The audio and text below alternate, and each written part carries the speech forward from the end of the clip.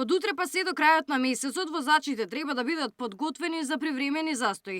МВР започнува тестирање и калибрација на камерите на Safe City, кои од 1 февруари официјално ќе ги казнуваат оние кои ќе го прекршат законот.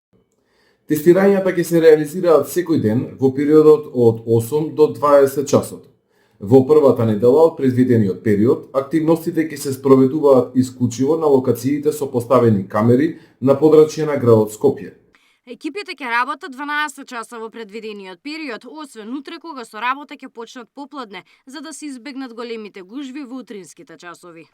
Овие камери поставени на влезот пред Скопје, практично во Скопски Сарај, се првата точка врз која што утре екипите на МВР ќе интервенираат. Односно, тие ќе вршат верификација, калибрација и тестирање на камерите пред тие официјално да бидат пуштени во употреба, односно да ги ловат возачите кои што го прекршуваат законот. Додека екипите работат, улицата ќе биде целосно затворена за сообраќај. Очекувањата на надлежните се задржувањата на возилата да траат од 10 до 15 минути.